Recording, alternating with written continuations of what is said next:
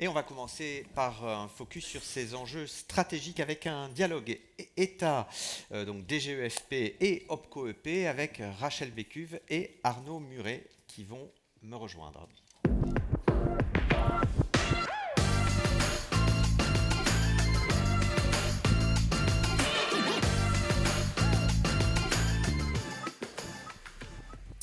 Bonjour Rachel. Bonjour.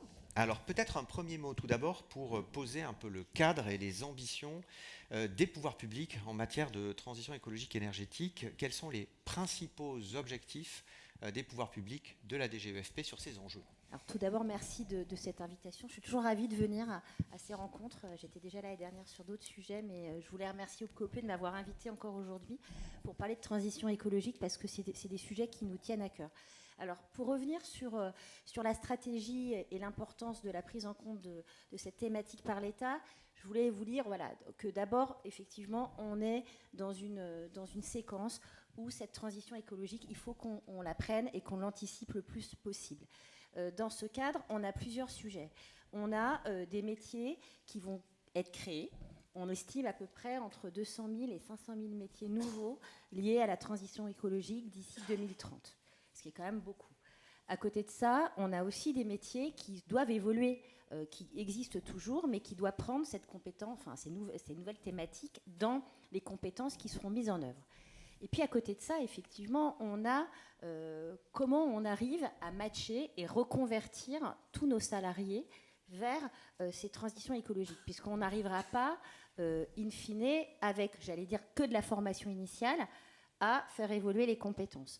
Donc tous ces sujets, il faut évidemment qu'on les prenne en compte, et l'État les prend en compte. On a un certain nombre d'outils, mais que j'exposerai tout à l'heure, pour essayer d'aider les entreprises à le faire. Mais effectivement, il faut qu'on travaille à la fois sur les compétences, mais aussi sur les reconversions. Et puis à côté de ça, il y a un enjeu aussi d'attractivité des métiers, puisqu'en fait, il faut que les jeunes puissent aller vers des métiers qui sont aujourd'hui pas verts, en fait, mais qui doivent le devenir. Alors, on a plusieurs études qui montrent effectivement... Alors, il y a une étude de Pilenway qui en fait mettait en exergue que les jeunes voulaient plutôt aller vers des métiers verts. Alors, on a une nouvelle étude maintenant de l'Institut Montaigne qui dit le contraire. Je pense que c'est pas total. La vérité est peut-être entre les deux, mais je pense qu'en fait, les entreprises ont intérêt, c'est gagnant-gagnant entre les jeunes et les salariés aussi, parce qu'il n'y a pas que des jeunes qui ont envie d'avoir des métiers plus verts, et puis maintenir, parce que la transition écologique, ça permet aussi d'avoir un meilleur confort de vie, ce que disait monsieur le maire tout à l'heure, en fait. Socialement, on a besoin de vivre mieux, et si on travaille plus, il faut aussi que nos seniors aient des conditions de travail et des valeurs qui vont dans le sens d'un travail plus long et un maintien dans l'emploi. Oui, il y a un point commun quand même aux deux études, c'est que finalement, ces enjeux de transition écologique et énergétique ne sont pas déterminants pour les jeunes. Il y a d'autres facteurs qui sont plus déterminants quand on entre dans la vie active, notamment l'emploi, la rémunération, etc. Mais ce sont des éléments qui montent en puissance et voilà, on le voit à travers un certain nombre de travaux qui ont pu être menés. Arnaud Muret, bonjour. On l'a vu tout à l'heure avec votre présidence paritaire, finalement...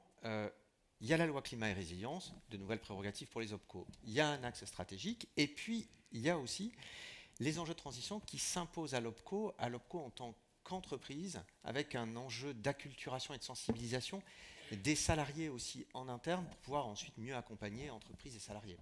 Oui, déjà bonjour Nicolas et un bonjour à tous. Je voulais remercier, j'en profite, Rachel pour sa présence et aussi dans l'exercice de cet échange, de la source d'information que tu représentes et du regard que tu portes pour l'État sur le sujet. Effectivement, nous, avant de parler des TPE, des entreprises que nous servons, nous sommes nous-mêmes une entreprise. Et finalement, on ne va pas vous faire la maxime que les cordonniers sont les plus mal chaussés. Nous-mêmes, nous nous sommes posé la question de, en tant qu'entreprise, comment sommes-nous concernés ? La première chose, c'est que ça a nécessité, il y a quelques années, de revoir notre mobilité. On avait un parc de véhicules essentiellement diesel. Aujourd'hui, on favorise l'hybride, mais nous avons eu tout un débat, par exemple, avec le véhicule électrique. Or, dans les métiers du conseil, dans l'accompagnement des entreprises, on a buté sur la difficulté de passer sur du tout électrique, parce que les distances parcourues par nos collègues faisaient qu'ils auraient passé quand même beaucoup de temps à 7 heures à la recharge. Donc, et puis, en fonction du climat, vous savez que les batteries, en hiver, elles tiennent un peu moins bien. Et je ne vais pas vous faire tout le discours sur les véhicules électriques. Donc, on a choisi le véhicule hybride. Ça ne s'est pas fait sans mal pour une autre raison, c'est que les véhicules hybrides, je dis ça parce qu'il y a la DGEFP, ça nous coûte un peu plus cher que le diesel. Donc c'est un effort, hein, la transition énergétique. C'est un début de négociation de convention Oui, d'objectifs. par exemple. Mais la transition énergétique, comme les personnes que nous cherchons à servir, on le mesure que ça a un coût en réalité. Et donc ça veut dire qu'il faut faire des choix. L'autre aspect, qui n'est pas neutre, c'est tout ce qui est lié, j'allais dire, à notre habitat, c'est-à-dire à nos locaux. Nous sommes très concernés par finalement l'isolation, les conditions de travail et tout ce qui est lié au bâtiment, à l'immobilier. Et bien là encore, à chaque fois qu'on fait des rénovations, on a tout un tas de questions qui s'imposent à nous. Et là encore, on est comme toutes les entreprises, ça génère des coûts et comment on les appréhende.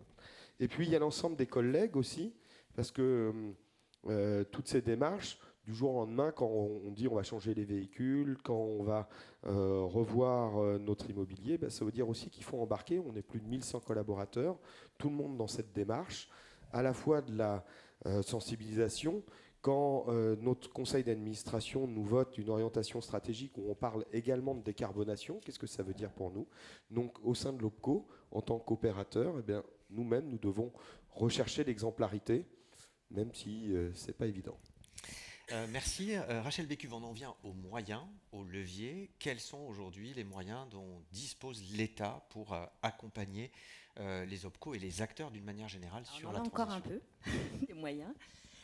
Déjà, à titre liminaire, nous, DGEFP, pour reprendre ce que disait Arnaud, hein, on s'est aussi mobilisé en interne, puisqu'on a eu la chance de pouvoir disposer d'une aide de la Commission européenne qui nous a donné un prestataire qui est l'OCDE, qui travaille avec nous pour créer notre feuille de route sur la transition écologique et notamment nous aider à verdir nos dispositifs. Donc on est en train de travailler avec ça, sur ces sujets-là, et en fait après on travaillera avec les services déconcentrés sur le sujet, mais pour vous dire qu'en fait nous-mêmes on est en train d'essayer de verdir nos dispositifs. Alors on a un certain nombre de dispositifs à notre main qui nous permettent de travailler sur la transition écologique. On a les EDEC, comme on l'a précisé, comme ça a été précisé tout à l'heure en introduction, qui sont des outils, on en reparlera tout à l'heure, mais on a 3 EDEC qui sont totalement verts et on a un certain nombre d'EDEC qui aujourd'hui prennent en compte la transition écologique dans les objectifs. Sur une vingtaine d'EDEC, ouais, au total, il y en a 3 vraiment dédiés voilà, transition exactement. écologique. Donc les EDEC, pour juste préciser, hein, c'est une co-construction entre l'État et les OPCO et les branches pour travailler sur des sujets en prospective et avoir un plan d'action. Et c'est assez bien puisqu'en fait, ces outils, ils sont co-gérés et cofinancés, ce qui oblige finalement les parties à être autant responsables les unes que les autres. Et je trouve que finalement, c'est gagnant-gagnant que de faire des cofinancements, surtout quand on est dans une période où on a moins de moyens.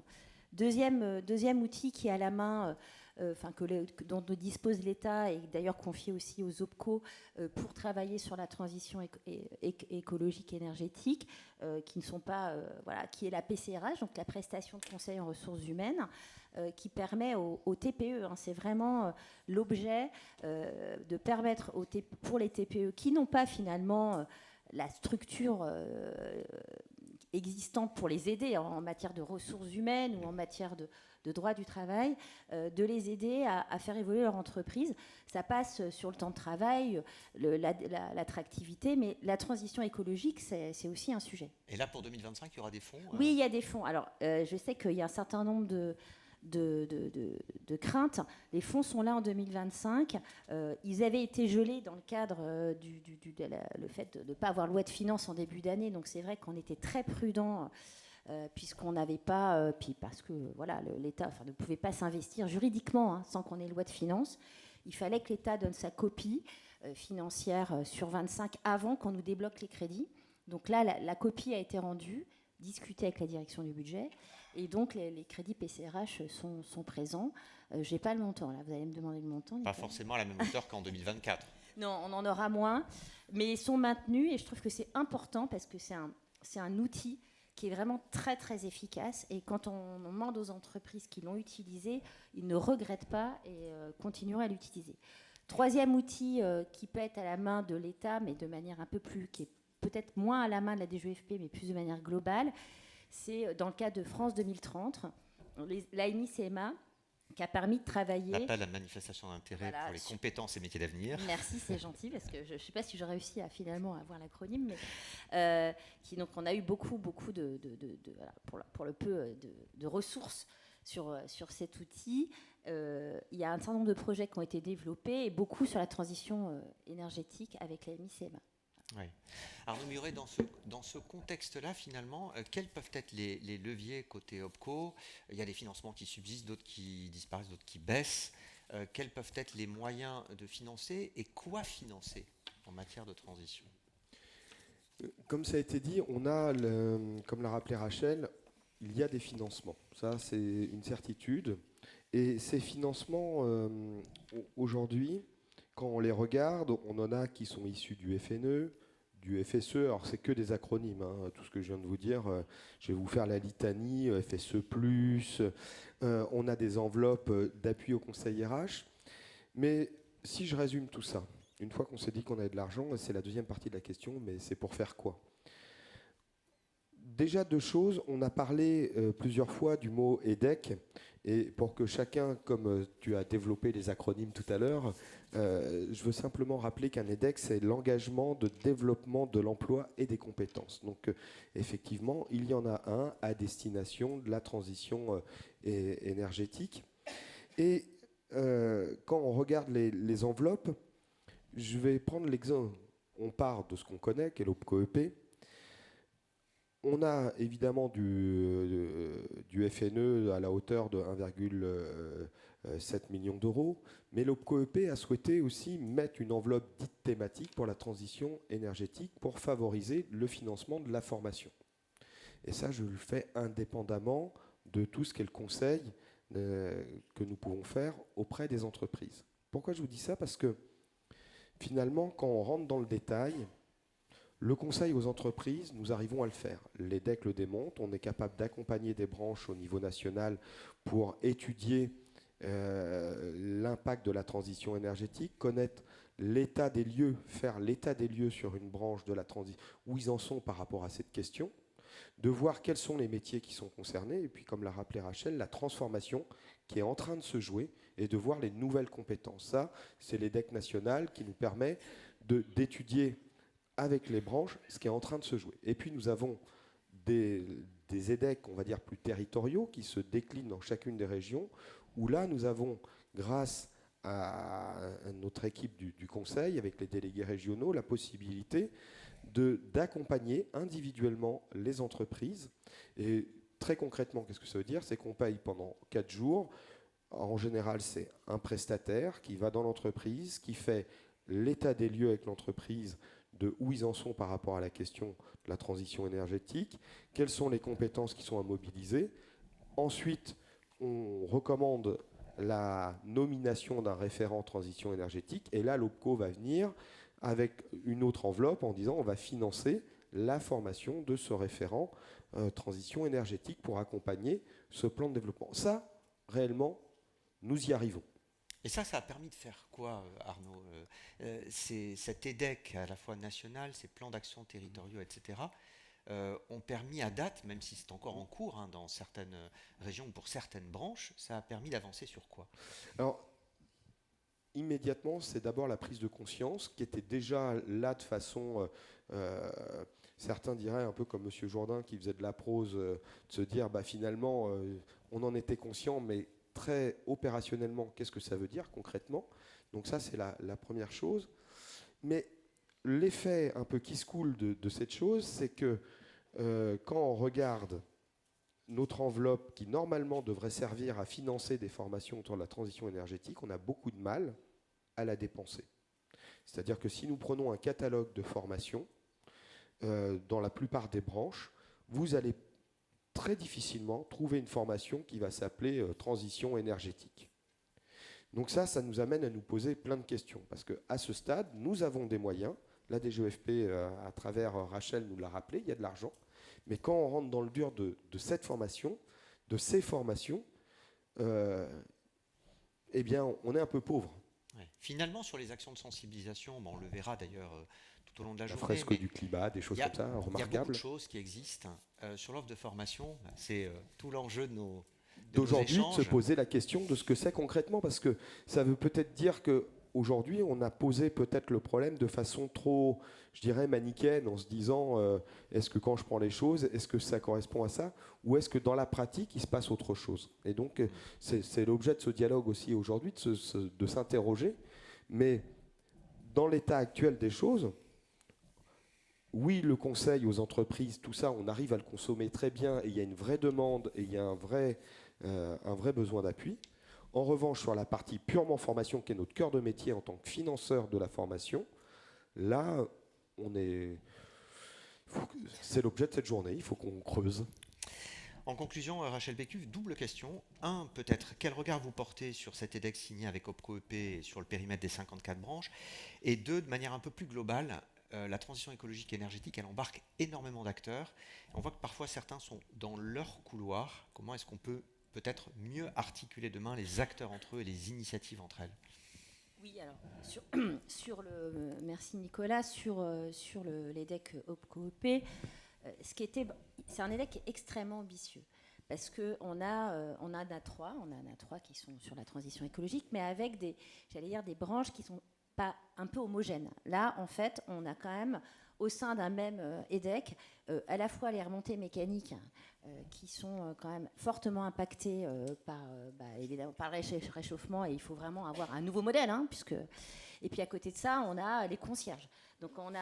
Donc, c'est vraiment quelque chose qui nécessite finalement de mettre tout le monde autour de la table. Donc, cet EDEC, moi, je trouve qu'il est très intéressant. On en a que 3 qui sont sur la transition, purement sur la transition écologique. On a celui de l'Atlas et puis celui, que je me dise pas de bêtises, qu'on avait fait avec l'UDES, les employeurs de l'économie sociale et solidaire. Moi, je pense qu'il est ambitieux. On va y arriver. Il y a beaucoup de choses qui sont faites. On a pas mal d'autodiagnostics, de diagnostics.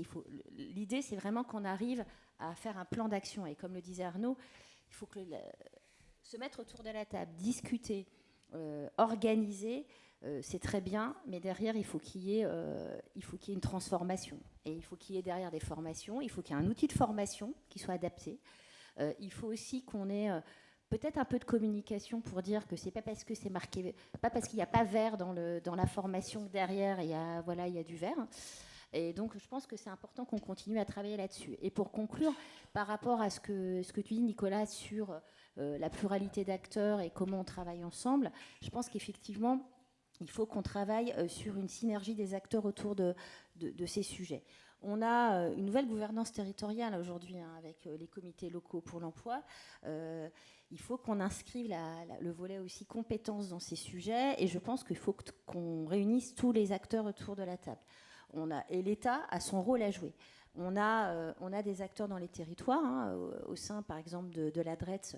On a le DARP, le délégué pour la reconversion professionnelle et pour les entreprises, qui a vocation à être un peu un ensemblier et d'aller vers tout cet écosystème, OPCO, Cariforef, AFPA, qui travaille aussi sur ces sujets-là. Et je pense que demain, on avancera. Alors nous, déjà, au niveau de l'État, on a un référent dans chaque DRETS, on a un référent dans chaque OPCO sur les transitions écologiques. Et donc, on commence à construire cette synergie. Et je pense qu'on apprend, on va avancer. Il faut construire. C'est pas facile de travailler quand on a tous des des intérêts, même s'ils convergent, parfois divergents. Donc il faut arriver à se mettre autour de la table, de dire qu'on sera tous gagnants, État, région, entreprise, OPCO, pour avancer sur ces sujets, parce que ça va développer les compétences, ça va enrichir tout le monde, et les entreprises et les salariés. Un dernier mot, Arnaud Muret. Juste un dernier mot, parce qu'en fait, lorsque Rachel parlait de l'OPCO-EP, de la diversité en fait, du gardien d'immeuble en passant par les remontées mécaniques, je voudrais juste vous donner quelques illustrations pour que ça plante un peu le décor des uns et des autres. Le maire de La Rochelle a parlé du réchauffement climatique avec la montée des eaux. Mais je vous rappelle que l'OPCO-EP, avec ses 54 branches, très rapidement, vous voyez le changement de température. Je sais que pour certains d'entre vous, la branche de l'habillement et de la chaussure, ça les impacte énormément, parce que du coup, les ventes ne sont plus les mêmes. C'est plus les mêmes vêtements. On vend moins de doudounes qu'il y a 20 ans. Je vais y venir sur la remontée. Mais vous voyez, les impacts de ces températures, c'est plus les mêmes vêtements. La saisonnalité n'est plus la même, donc ça modifie les pratiques. L'autre pratique qui évolue beaucoup, c'est les questions de la sécheresse. La coiffure, l'usage de l'eau dans la coiffure, par exemple. Dans la boucherie, la neige artificielle pour les remontées mécaniques, le problème de l'eau. L'imprimerie de labeur, tout le papier qu'on utilise, sachez qu'il faut 25 tonnes d'eau pour produire 1 tonne de papier. Donc, vous voyez, quand on parle du réchauffement climatique, des problèmes de l'eau, et ça, c'est des modifications dans les compétences des métiers. De la même façon qu'avec les tempêtes, comme ici on a à La Rochelle, il y a les marailleurs, les pêcheurs, en fait, c'est plus la même chose. Il y a un impact direct sur les marailleurs. Il y a un impact sur les huissiers de justice, tous les experts, avec à chaque fois que vous avez une tempête, qu'il y a des choses de brisées. Donc les métiers, en réalité, si je prends juste le réchauffement climatique, vous avez eu en quelques instants, sur plein de métiers qui, de prime abord, on se dit, mais la transition, elle est à l'œuvre. Et nous, vous allez dire le lien avec l'OPCO-EP, eh bien comme nous sommes financeurs de compétences, toutes ces évolutions amènent de nouvelles pratiques. Des nouvelles pratiques, en fait, c'est des nouvelles connaissances, c'est la diffusion de ces connaissances. Et donc, nous, en tant qu'opérateurs, on est là pour accompagner le financement de ces nouvelles compétences. Merci beaucoup, merci à tous les deux. Merci beaucoup.